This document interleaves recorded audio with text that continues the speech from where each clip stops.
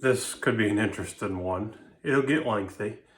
And if you're gonna dump stupid ass comments in the comment box, don't waste your time. I'm just gonna delete you. I ain't dealing with idiocy. So, trying to understand the female mind. Yeah, somebody probably cut it off right here and go on a tangent just on that comment. I'm not dealing with that. Uh, it's never gonna happen, right? It's never gonna happen. So a while ago, I stumbled into a couple, three channels on YouTube, and they will actually take video clips that women have put online, TikTok, whatever. They'll take their video clips and then analyze them. And then these are women who are doing this, and they're analyzing the behaviors of other women. And they will call the BS. Then I look down through some comments and such, and I realize, a lot of this is familiar. The analysis of these video clips is very familiar to things I've dealt with personally. And then I look at what commenters say, and it's like, I realize I ain't the only one. There's a lot of other people who have gone through this same type of stuff. So that's where we're going. And it's just things that don't make sense. And this is not intended to be a woman bashing thing. There are plenty of men out there that need reality checks too. Relationships are not always ruined or terminated by women. Sometimes it happens by the men too. Yep, there are scumbags on both sides. Anyway, everybody lives different, and this is not intended to say my experiences are going to be yours and yours are going to be mine and we're going to relate to everybody else. Everybody's different. It's a big freaking world. If you can't comprehend that, you need a reality check. So, why do humans do what humans do? Why do we do what we do? I mean, I ain't perfect. I'll tell you that right out of the gate. I've done stupid stuff. Sure, we all have. If anybody says, I'm the best person in the world, I'm the best thing going, they're filling you full of crap and they're trying to sell you something. But try to look at things at a bit of a reality, of a real perspective, and go, why is this happening if it's happening in present tense? Or then you look back and go, why did this happen? And then you try to twist your mind around it and you try and comprehend and understand, and you just can't. And from my experience in my life, which is where this is coming from, it's been the females who have ended relationships. Well, why is it that relationships have ended? To the best of my knowledge, what causes females to end relationships? Now, yes, there are definitely legitimate circumstances for terminations. I mean, you can have child abuse, you can have domestic violence, neglect, so on and so forth, like that. Absolutely, you don't want to be with somebody who abuses you, mistreats you, so on and so forth. 100%. But what are other reasons that relationships get ended? Well, let's get into it. Personal experience, you spend over a decade with somebody. You fall for her, you ask her to marry you, you get married. And when you first get together, you spend a lot of time together. You do everything together. You have quite a bit of things in common. And then over time, other things, and I mean things, become more important than me. So other things become more relevant, more important in the other person's life than the person they are with. And in this example, it was jobs and friends. So Picture a guy who's been with somebody for a long period of time. They've been married, but that guy is usually by himself, usually alone, not single, married, home by himself. That guy takes care of everything around the house. That guy hardly ever sees his wife. Once in a while she stops by from time to time, but she's always gone. Always has to be here, has to be there, has to be everywhere but home. Well, why? Well, everywhere else is more fun, everywhere else is more exciting. Okay? Well, then she takes a new job in her career path, which I had no problem with her career path. I helped her on that career path, financially too. And I went for an entire year of really barely seeing her because of the certifications she had to have and the schooling she had to have to get that certification. I would see her once every week and a half, 2 weeks, passing through, like doing laundry. The house was the laundromat. And that's the way life was. So she got her new license, upgraded license. That was good. That was fine. I was proud of her for that. I mean, very, very, very smart. She's very smart. And in her career field, she just absorbed everything like a sponge. She just sucked it up. And she was very, very good at what she did. She still does it. But then, she takes a job 2.5 hours away from here, a full-time job. And it's a career type job.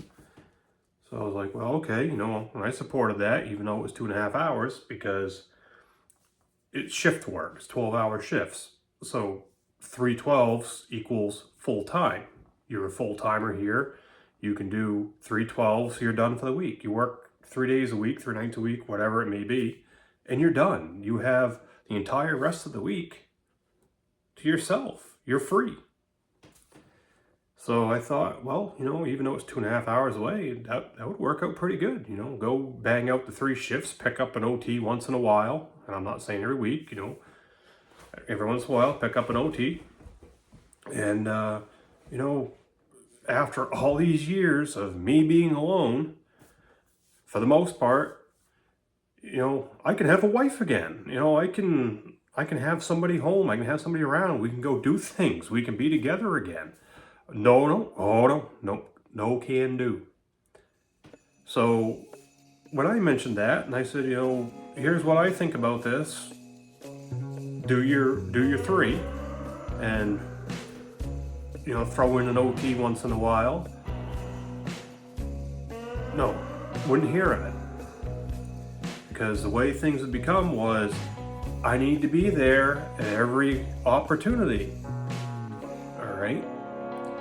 So as time pressed on, it became, well, not coming home less. So eventually got to the point where I hadn't seen her in several days. And I texted her and said, because I knew when the next rotation off was, and I said, so are you coming home? And the answer I got was, I don't know. I might go hang out with friends. That's what I got for a response. So, the guy who's been with you all these years, I'm not going to get into the nitty-gritty, itty-bitty little details of everything for any of these examples. But the guy who's been with you, has stuck with you, has helped you financially as best as possible. When you were sick, when you was in the hospital, stayed with you when you were admitted, maintained your vehicle, done all these things, is shoved off to the back burner because I want to go hang out with my new friends. Okay? Kind of puts you in your place. That's called being married to your job. I've known a lot of people in public safety like that. The job is first.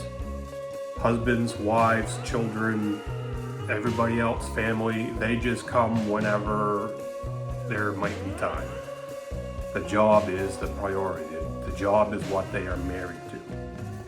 That's not a real great way to live, but that's the path some people choose. Then a while down the road, meet somebody else who I'd known for a few years as like an associate type person, I guess we can call her. Known her loosely through employment, not as a direct co-worker or anything, but we knew each other and we'd conversed, and a loose thing like that. And something starts developing there. Okay, well, that's cool. And I think we've known each other a while, this might go good. I think she's a good person. Wrong. So it lasted 3 whole months. During that time frame we were together, as I do with anyone I'm in a relationship with, I'll give and give and give, and I will do and do and do. I always have. And then you get slapped in the face for it. So she had two young kids, not real young, but young kids. And they get along great with my little boy, so it seemed like the kids, were going to get along great. That was cool. And she was working all the time. I mean, she was putting 70 hours a week in on the clock, and by the time you broke down a $700 a week paycheck, it's like, you're making $10 an hour here. So I says to her, I go, you're pulling days and you're pulling nights, and this is what you're getting as a totality out of the end of it. This is not mathematically making sense to me. You're making less than minimum wage here. Logically, maybe should look at something else. You can still do that too, but not 70 hours a week, because you're just getting shafted. And if you do this idea, I gave an idea, and I got something lined up for her that she could still do her other job also, but not have to do it 70 a week. And I said, you can make a lot more money doing this side gig, and it's a part-time side gig, but here it is. Here's the math on the paper. If you do this, you can make this, compared to you're doing all of this and you're making this. The numbers don't lie. Math doesn't lie, right? I go, then that gives you more free time. Sounds familiar. We talked about this right out of the gate, didn't we? It gives you more free time and more money. You're working less, but you're making more money. So you have more time for your kids and us, meaning me and my little boy. So that was the logic in my head. You still have your full-time job, but you don't have to be pulling around the clock shifts and doing 70 hours a week on the clock for $700.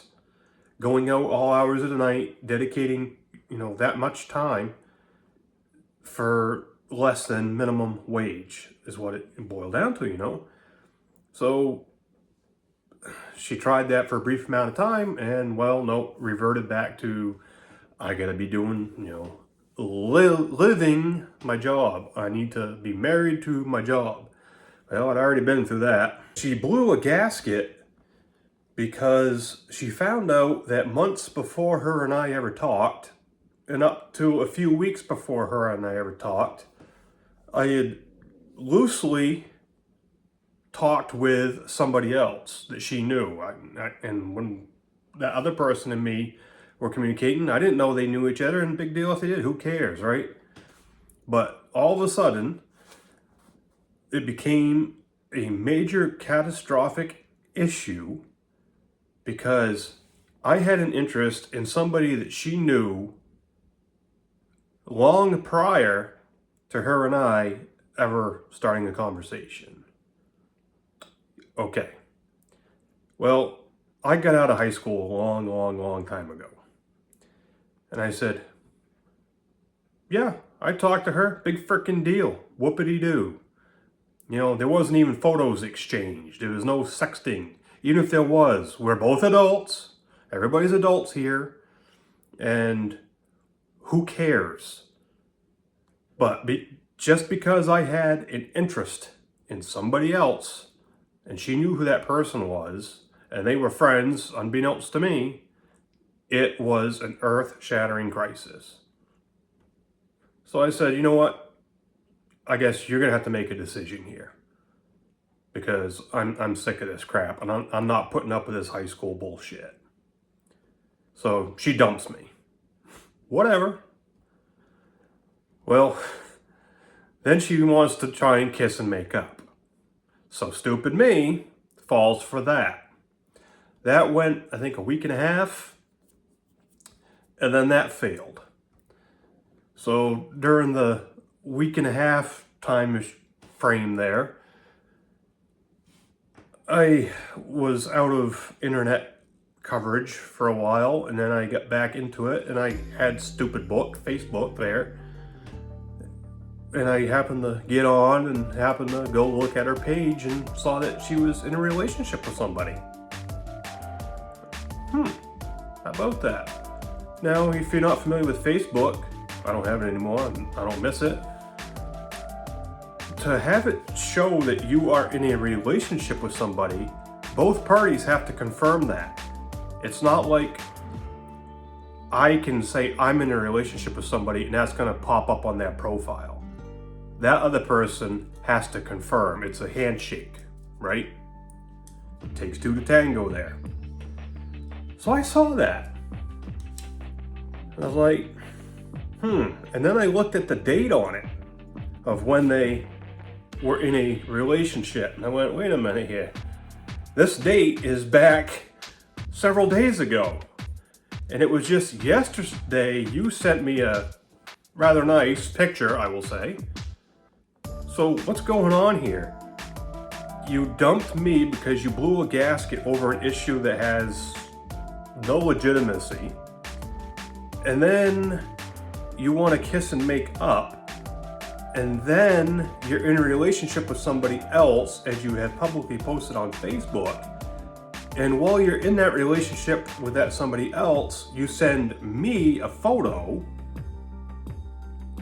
And then when I called you out and said, so what's this deal about you being in a relationship, you get pissed off at me. Yep, that's how that one went. So, I mean, it's like, why is it my fault that I discovered that you put out publicly that you're in a relationship with somebody else when you're supposedly trying to patch it up with me? I know, I'm the guy, everything's always the guy's fault. That's how it is. So I was done with her at that point. I had enough. Well, then she has a come to Jesus, I guess.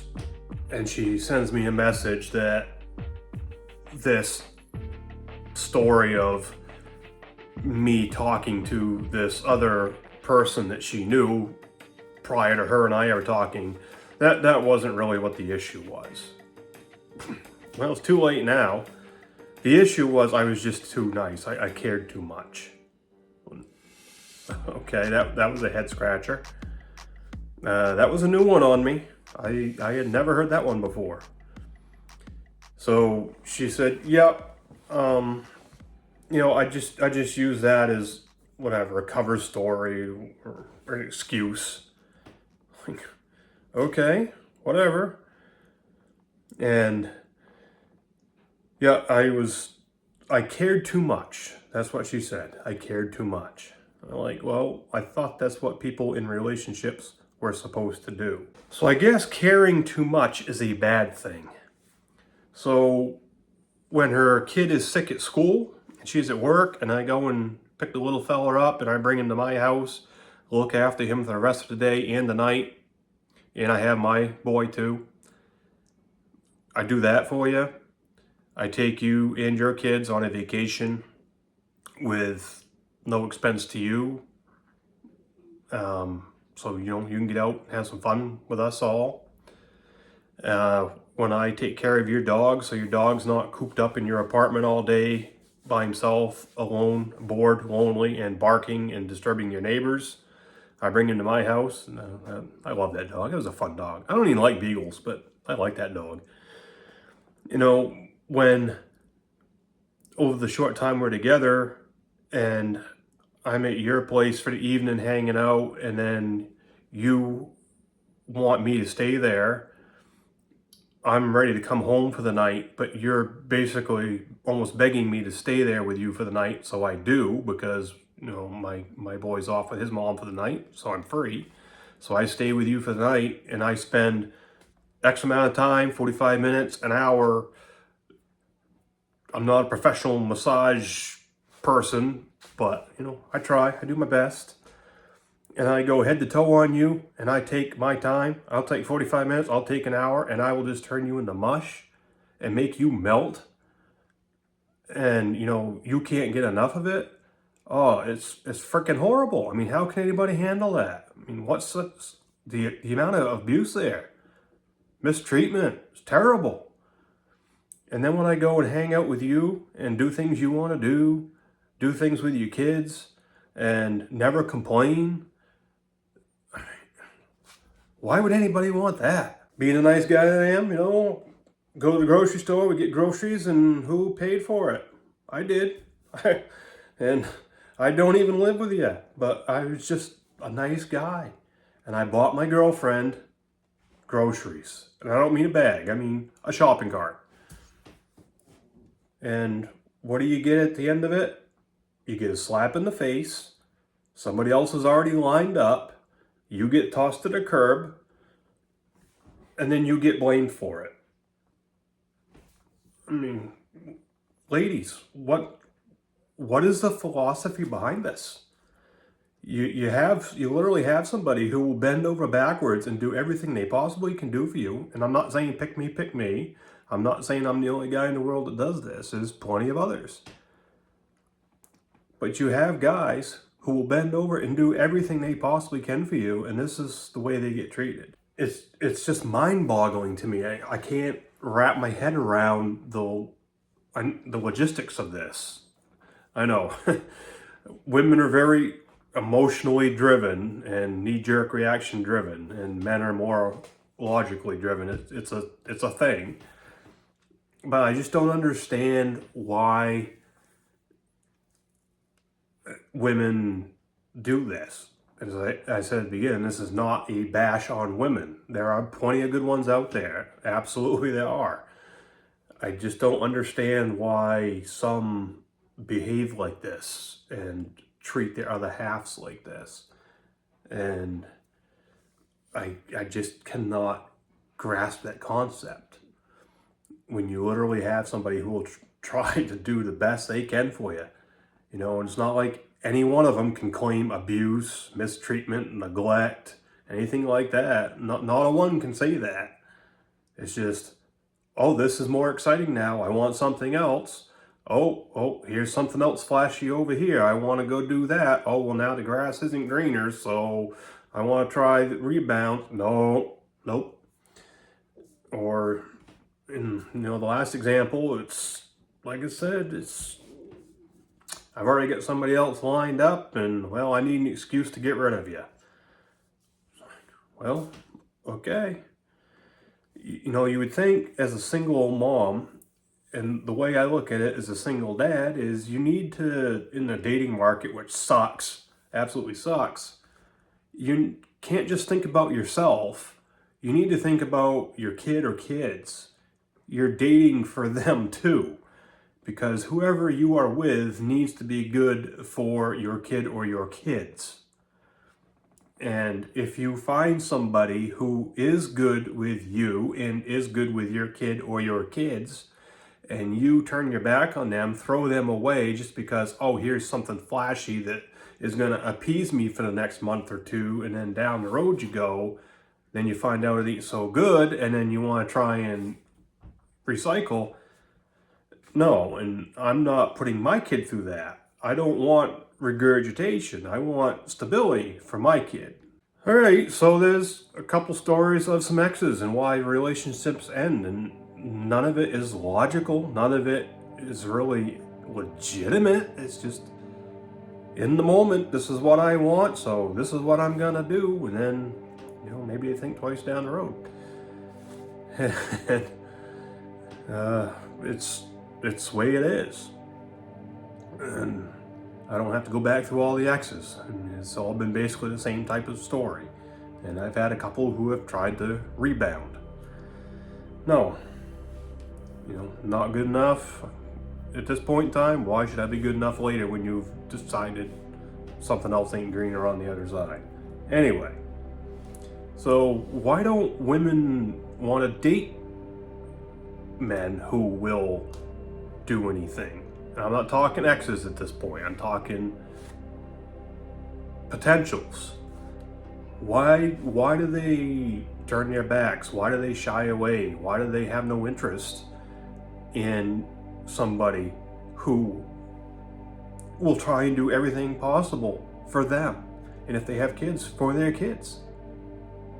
What is the concept behind that? What is the logical reasoning?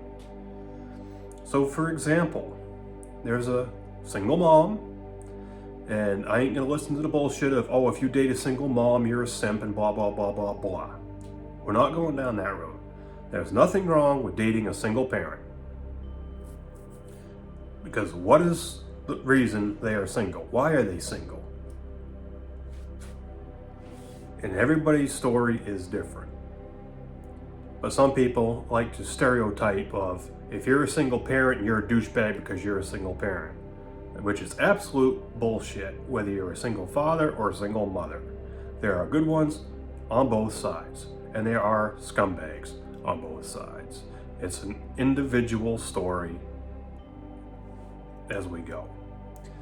So this is a single mom, one that I've known very, very loosely. We've known each other for many, many years. And I happened to see her several months ago, and got a chance to talk to her for a second, and I thought she might be single. So I brought it up and said, hey, would you happen to be single? She told me yes. I said, okay. So I said, well, would you maybe be interested in hanging out sometime? Could I take you on a date? She said yes. She accepted that. So we exchanged our phone numbers. Didn't even make it past that afternoon in communication. And ghost, gone. I don't think I got more than 2 messages back and forth with her. And I make my own schedule for the most part. And I said to her, as I tell them, all the ones I try to date, I will work around you as best as I can, as to your schedule, when we can get together, do things, whatever. Let me know what works for you, and I will try and accommodate you. I mean, that's a pretty nice thing to do, isn't it? Well, didn't even make it much beyond like 2 hours, and just blip, gone.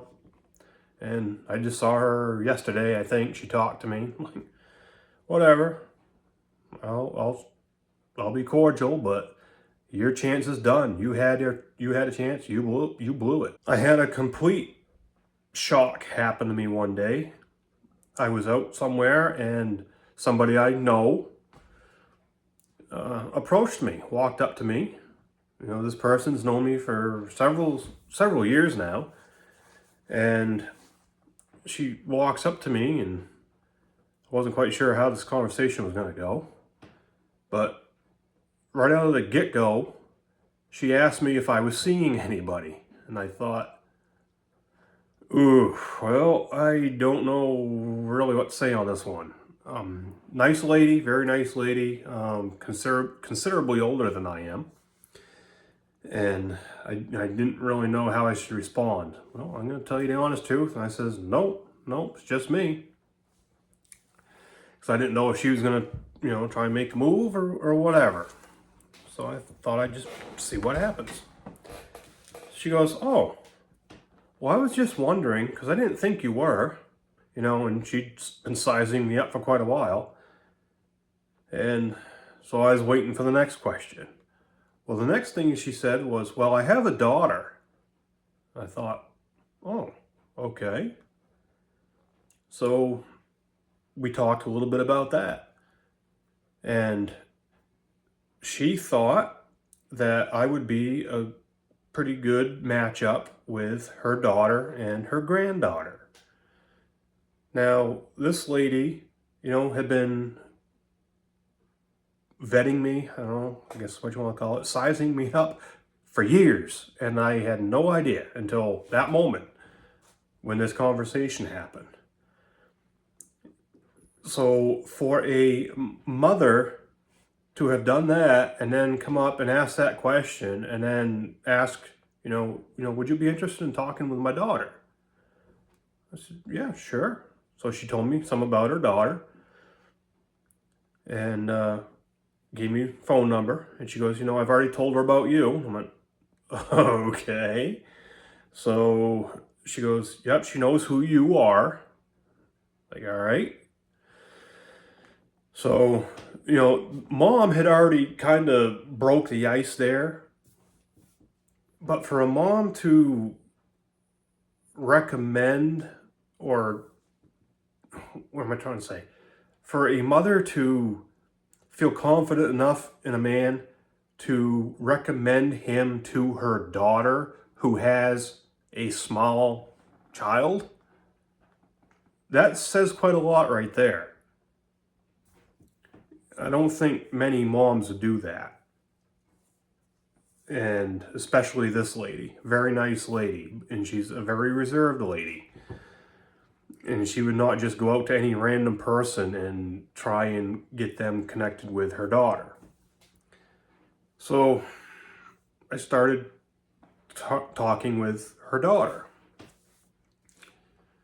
And it got enough conversation going to find out we had things in common. And her daughter also said, I'm just tired of guys wanting to bang me and then leaving. She was tired of the hump and dumps. I mean, she's a very, very nice looking girl. And I said, I don't blame you. And that's not what I'm looking for. I am trying to find somebody who is good for my boy and me, who wants to get together and stay together and make something real. I made it very clear right out of the gate that there's, no rush, not trying to jump into bed tomorrow night, not trying to jump into a relationship. I made it very, very clear that there ain't no rush on nothing. Let's just get together, go hang out. I mean, obviously your mom's going to take care of the little one when we go out and hang out, have a date night. Your mom's the one who just kind of set this up. And you know that, So obviously you get a babysitter for an evening or an afternoon, day off, whatever it may be. Well, I said, let's just see how things go. Go have fun, do whatever. Let's see how we do, then introduce the kids, see how they do, and just see how things develop. Just take it easy. Well, same issue. Couldn't get communication. Would only talk to me every week and a half to 2 weeks. That's not a way to keep somebody's interest. It's not. It's not like this is all based on my personal experiences and me. It's not like I expect you to be right there, Johnny on the spot. If I send you a text message or call you, you got to be right there. I understand people have things to do. But if you are looking at trying to meet someone, or you're trying to have an establishment of a relationship possibly with somebody, you need to be able to talk to them. Not, I'll send him a text message and then I won't talk to him again for 2 weeks. It doesn't work that way with me. I do not like being ignored. Okay, it is what it is. So she just wound up disappearing. I was nothing but 100% nice to her, polite with her, cordial with her. I asked her again. I said, when would be a good time to get together and I could take you out for an evening?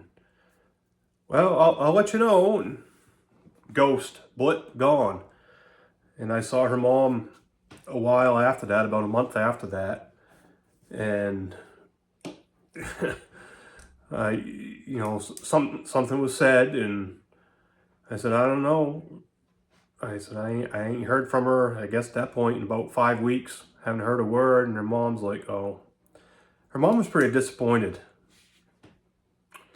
It is what it is. I mean, you can't make other people's decisions for them. But you literally have a person, a guy, presented to you, put right in front of you by your mom, who your mom's known for years, and has already weeded out that he's not a scumbag. And this person is willing to provide what you're looking for, i.e. not the hump and dump. Somebody who wants a real relationship. Somebody who wants to be genuine with you. And then what do? That. Ghost. Gone. Disappear. This is a short one. This is a very, very short one. Moving on. I go to a gathering. There's a few people there, maybe about a dozen. A couple nice looking ladies there. I thought they were single. And after most everybody left, it was just the hosts and her and me. There was one young lady there and me.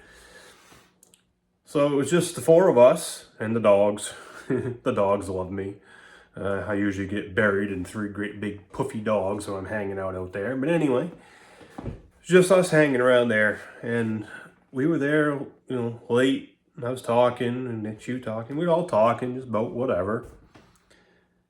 And I had some direct conversation with this lady. She seemed like she's pretty cool. Some funny stories. And, she seemed cool. So before I left, I talked to her directly and I said, hey, would you be interested in going on a date sometime? And it was an immediate response with excitement of, sure. She was excited. It's like that she got asked. So I thought, oh, well, maybe this one's different than the rest of them, So I said, well, that'd be awesome. I'd like to take you out on a date sometime here.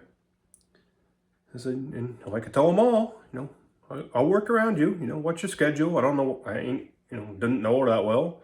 Just met her that night. Let me know what your schedule is. We'll get it figured out. So, phone number. I said, well, can I get your phone number? Yep, she gives me her phone number, and I punched it in my phone, that I'm going to save it. So I get the phone number, and she goes, oh, wait. That's my sister's phone number. I'm thinking, you don't know your own phone number. Okay, so I delete that. And she gives me a different phone number. Her phone number, apparently.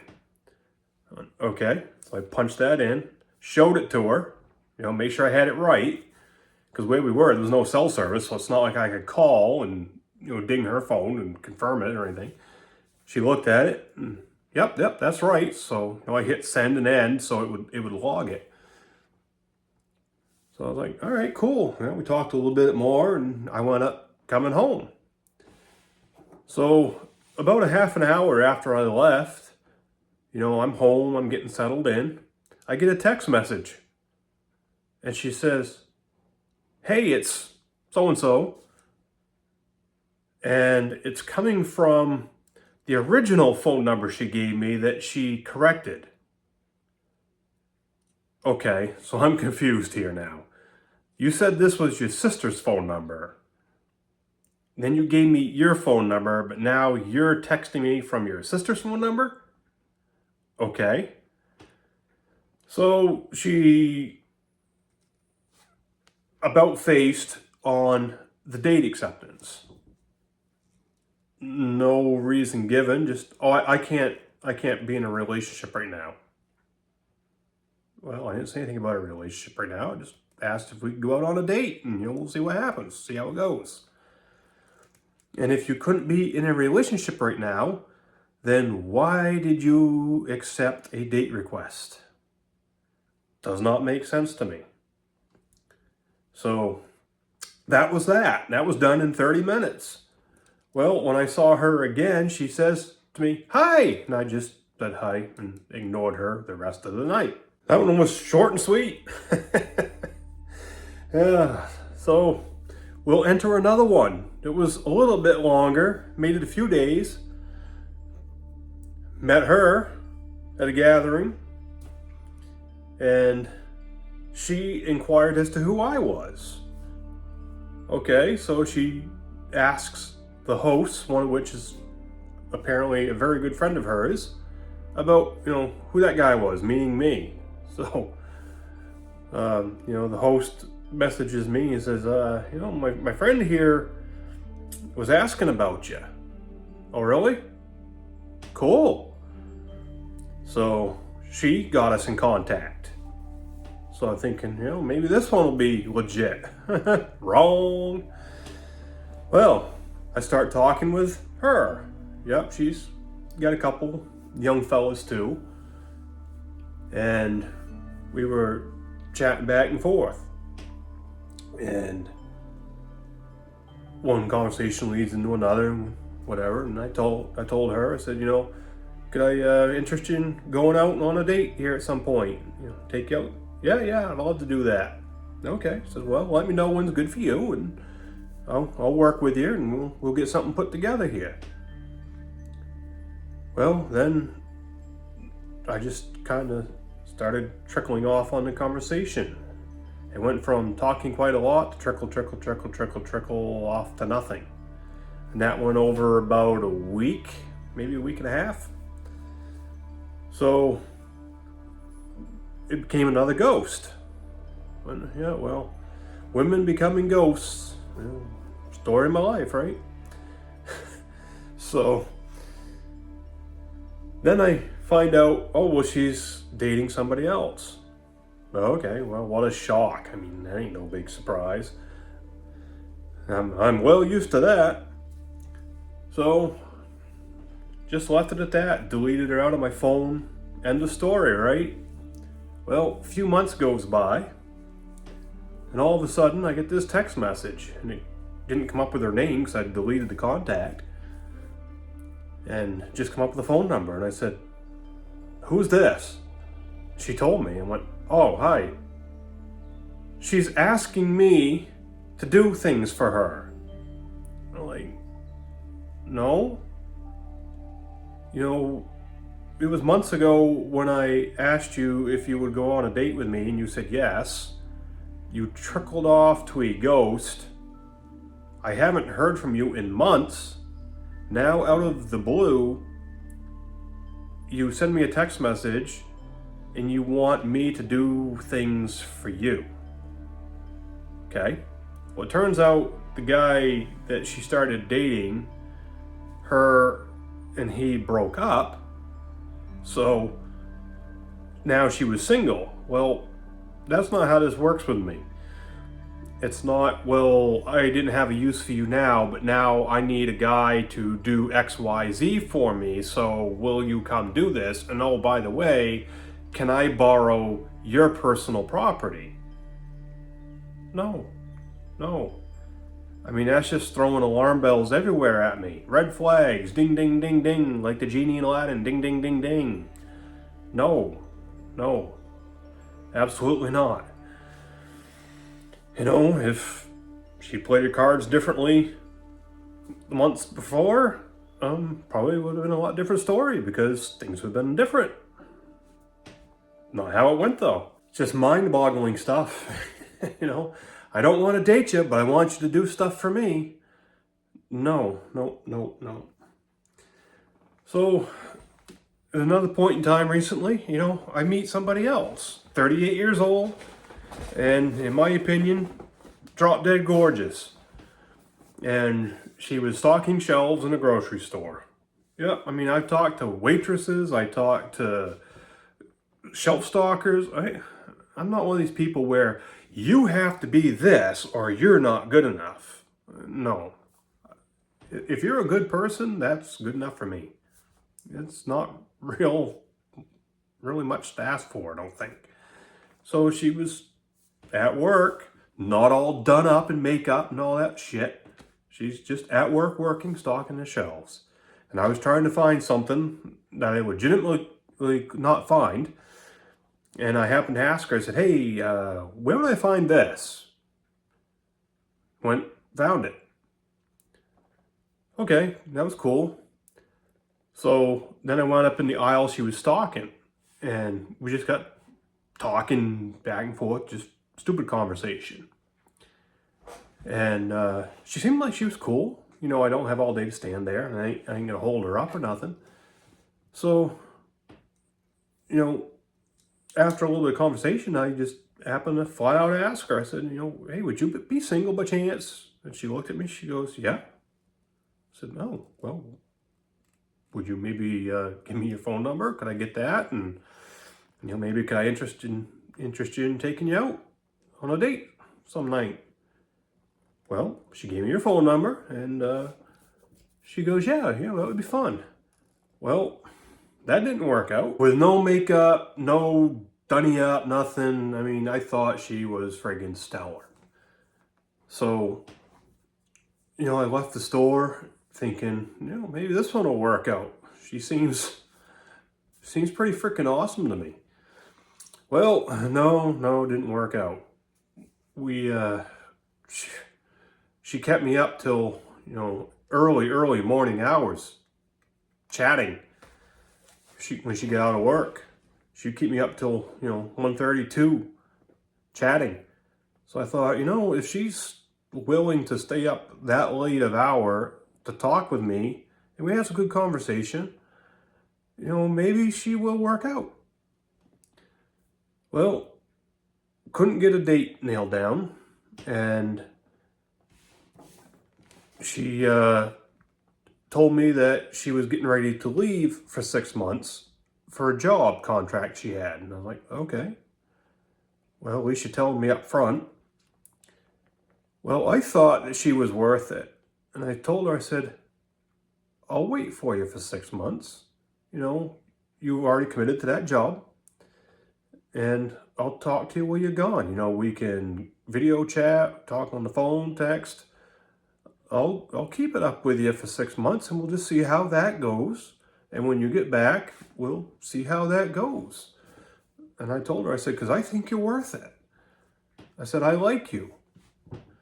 And I told her, I said, in fact, you know, I went to a Halloween party tonight, and there was some single women there that I completely ignored because you were on my mind. And I didn't want those distractions because I was thinking about you and hoping that something's going to develop here. Well, no, it didn't. So, you know, and she told me that she wants to find somebody to settle down with, so on and so forth. But yet when she gets back from that job, she's going to get another job that requires traveling and blah, blah, blah, blah, blah. And I said, I've already told you, you know, I have a little boy, and I'm not moving him around. Well, you could bring him with us. No, I'm not packing up a kindergartner and chasing a woman wherever so that we can have a relationship. That to me is not settling down. You know, I was very upfront with everything and very direct with everything. Settling down to me, you know, we're here. And I don't care if she has her own place. I don't care. But we're in a stable environment. We're not moving kids around. And we're not going all over the place. You know, we're in a area. Well, that wound up not panning out. And I'm like, you know, deja vu of others I talked to. You know, she says, well, this is what I like, this is what I want, blah, blah, blah, blah, blah. Well, it just landed in front of you, but you are turning your back on it for something that you don't even have. You know, you don't have these jobs to go do. And you want somebody to settle down, you like the qualities. You know, you've already assessed and determined on your own qualities in me that you like, but yet you are going to do a pass on that because you think that somewhere down the line you're going to have a job that's better. I've already done the boss babe thing. I'm not doing that again. So that one fell through the cracks. It's like, what do you do, man? Watching some of these YouTube videos of some of these ladies who actually just destroy these girls and women that make these clips, as I mentioned right at the beginning of this. The boss babes, they go through their 20s and into their 30s and get into their 40s thinking they need to compete with guys, need to be as good as men, better than men, they don't need men, whatever. And I'm not saying any of these people I've talked about have that mentality. But they have to be career driven. They have to be whatever they think they need to be. And then they hit a wall. They hit that wall and then they realize, hey, I'm this age, I'm single, I'm by myself. Nobody wants to date me anymore because I'm at this age, whatever it is, late 30s into the 40s, maybe creeping in the 50s. So nobody wants to date me anymore. Well, who got you there? You had all these opportunities when you were younger with good men who wanted to be with you, and you turned it down because something else was better. There was another one that I couldn't get anywhere with, and she just wanted nothing to do with a relationship, at least not with me anyway. Okay, whatever. Somebody I'd known for years and years and years, and as a teenager, and I remember when that teenager was a brand spanking new baby. I mean, that's how long I've known this person. And this person is, I don't know about now, I haven't heard from her in a while. I sent her a text message a while ago saying, hey, how's it going? And never get anything back. Just trying to keep up. But, we got together, we hung out, didn't really have formal dates, we'll say, but, went and got food and hung out together, just shot the shit. Hung out with her kid and so on and so forth. But she just wouldn't have any interest in dating, okay? Can't make up other people's minds for them. But I kind of deduced it as to the reason was because of what somebody else in the past was like. Well, you can't judge everybody on somebody else in the past.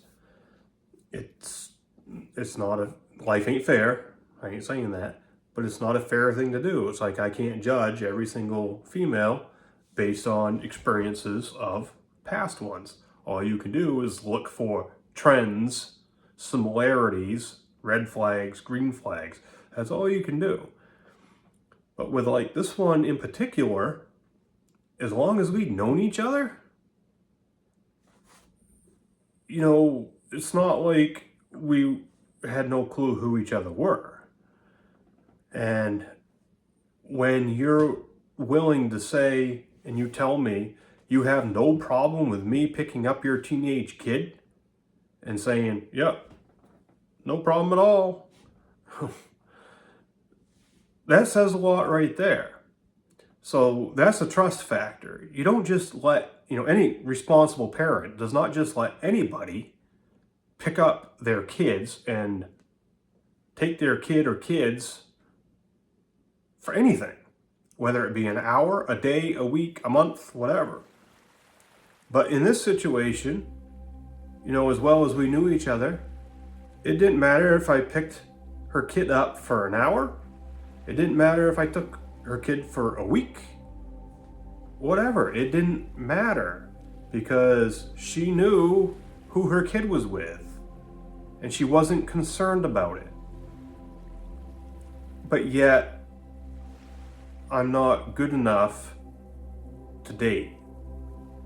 And in that particular situation, there was no father figure, and I'm not going to get into the details on that one, but there never will be a father figure biologically for that kid again. And that kid has known me ever since he was born. And in that circumstance, great kid. And hanging out with that kid. I loved hanging out with that kid.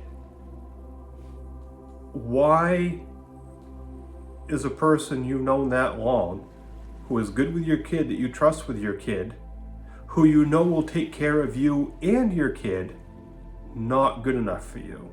I'm a guy, 100%, have been ever since day one, and I just can't figure it out. From my perspective, looking at a woman, if I knew a woman was going to do her best she could to take care of me and my child, and she's not a loony bin, she's a good person, so on and so forth, that's who I want. That's who I'm going to try and be with. And you flip the roles. A woman sees a man in that same capacity who they know will do all that. They will do everything they can for you and your child. They know they're not going to be abused. They know they're not going to be mistreated. They know they're not going to have domestic issues. They know all this because they've known you so long. But you're not good enough. I don't know. I've rambled on long enough, so this will be the last one. This is someone who I've met in person briefly once, and I think she's pretty cool. She has a ScrewTube channel. That's fine, that's cool, that's awesome. And is currently single. So we'd also in the past had 2 or 3 emails back and forth a few years ago. Nothing about trying to date, because she was not single at that point. But we are in the same area. In some of the videos she has, I've seen where she could use some help with things, and I've attempted contact. We're not that far apart, and I'm willing to give you a hand. No strings attached, and no acknowledgement. Okay, well, fast forward in time, now single, okay? So I attempted to make contact, not, oh baby, I love you, and marry me, none of that bullshit. I just made contact, hey, I'm still around, and I'm still very close by, and if you'd like to just chat, have talk, I'm willing. Just have a chat, talk, shoot the shit, hang out, whatever. That was it. No acknowledgement. Okay, fair enough. Everybody has their own problems they deal with, and being recently single, might not want to talk to anybody. Fair enough. Well, then, I watched today, and she talks about some problems she's having. And I'm thinking, well,